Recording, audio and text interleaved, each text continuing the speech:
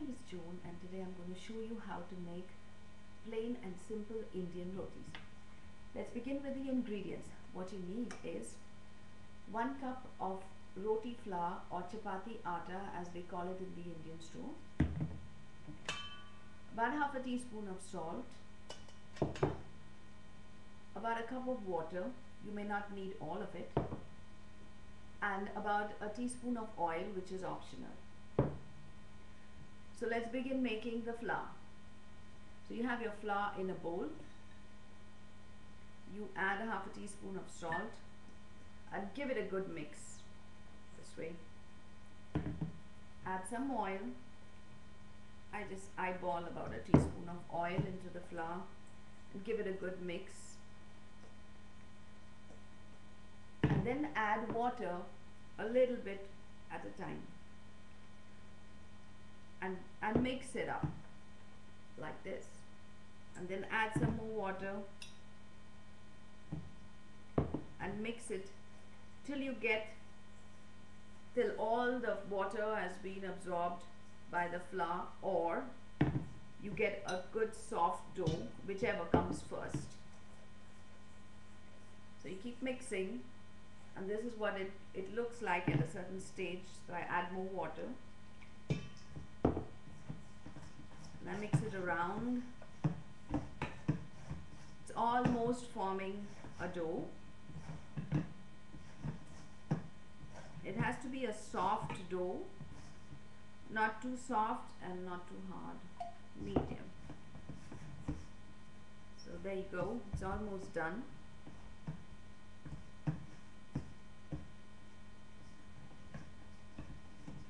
Then you push it in this way, fist forward motion, and collect all the flour on the sides of the bowl.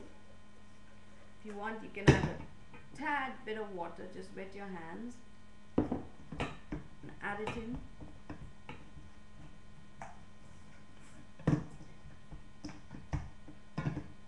And here you have your dough. You see that? I'm pressing it to show you, how it should feel more or less the best way I can through a video. Now let's start talking about making the rotis.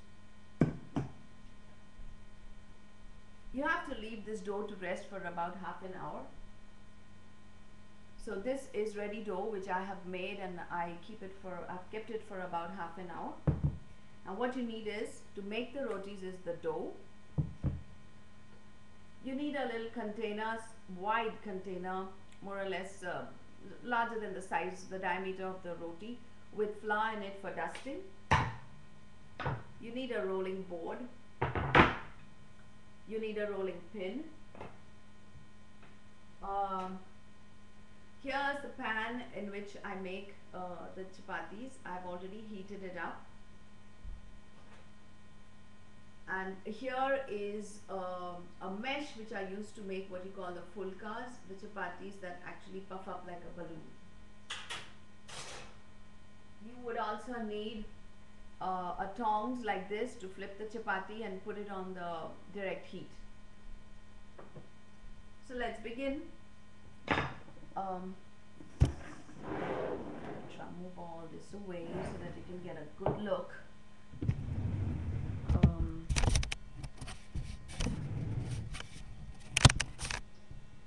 So there you go. So you take a little ball, or what you can do is, sometimes what I do is I dust it liberally with flour. I dust the board with flour, and I take a chunk of dough,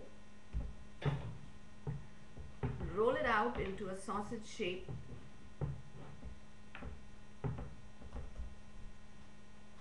take a knife and divide it into equal parts.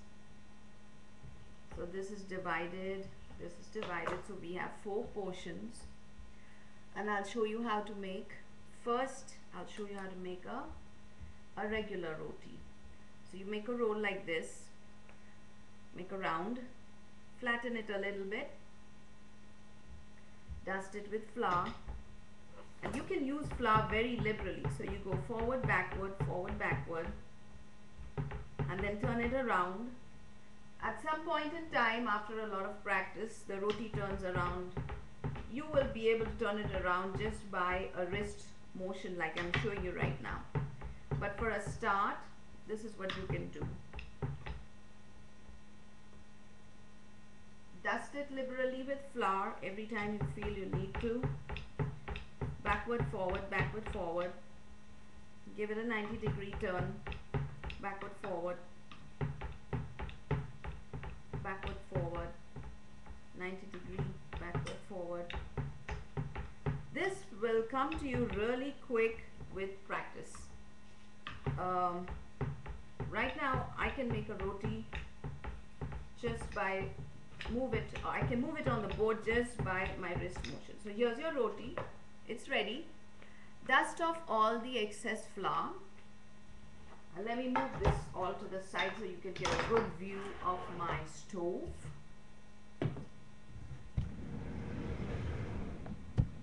I need to make sure you can see. Okay, here's the pan. I'm going to drop the roti into a hot pan. I've kept it on medium heat. Now, as you can see, the pan is not very hot, it's on medium heat. Now, the secret to a puffed up roti is to cook one side a little bit. Once you see about 1 centimeter small tiny bubbles coming up evenly all over, you need to flip it. So I forgot about this. You need to have a little flipper of sorts to flip the roti. And you see there are bubbles coming in. There are fine bubbles coming up on the roti. Maybe if I put this light on, you'll have a better look.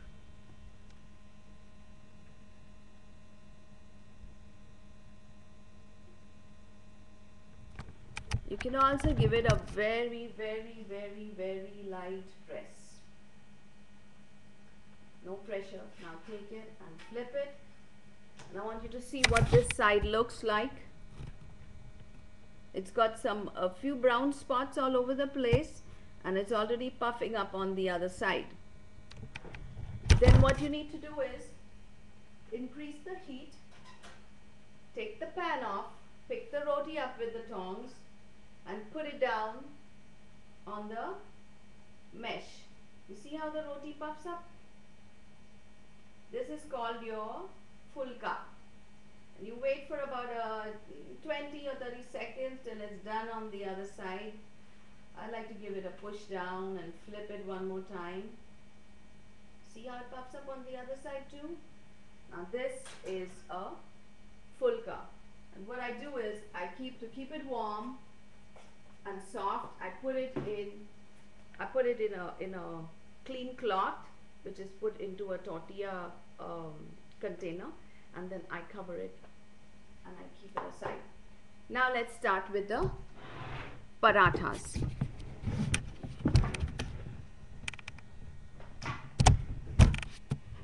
Now I'll take the second lump that I made. Hopefully you can see it's in full view. I take the dusting flour.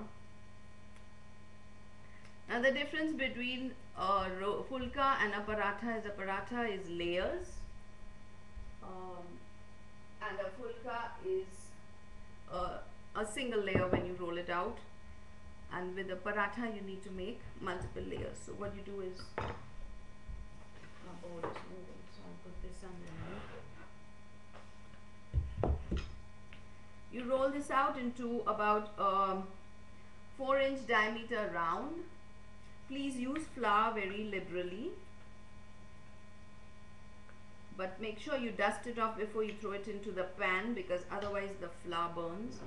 And what I do is I brush it with a little bit of oil, a little bit of olive oil on the face, and then I half it, fold it over and brush it again with a little bit of oil and fold it over again. Then I give it a delicate press just to seal the edges, dust it with flour and roll it out again. In this way, your parathas will have layers.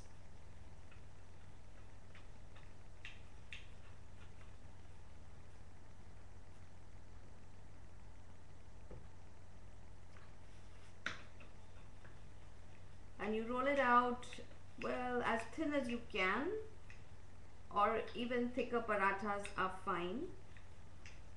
I'm going to put another YouTube video sometime with stuffed parathas. You can stuff them with a lot of different vegetables, cooked as well as uncooked, and it's a whole meal along with yogurt. So there's your paratha.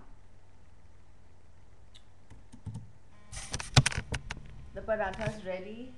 We go on to the pan. It's a little bit too hot. Now for parathas, you do not need, whoa, that's a rolling pin. We don't need it anymore. For parathas, you do not need this grid. You can put the pan on direct heat. This is optional. You brush the pan with a tiny bit of oil. Just a tiny brush. Place the paratha on top. You'll hear a slight sizzle. Now let me get the camera closer. I don't have somebody to tape it, so I'm doing it myself. So this is the best I can do. Okay, there you go. You see the bubbles on the parathas? You flip it over. I want you to see the color on the paratha.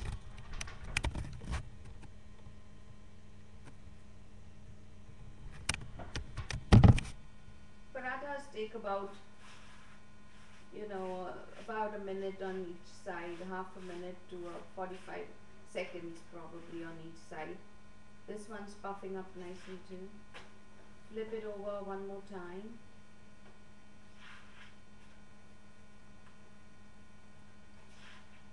Give it a press. You have to see a lot of brown spots on either side of the paratha, and that's an indication that it's ready, it's done, and it's ready to eat.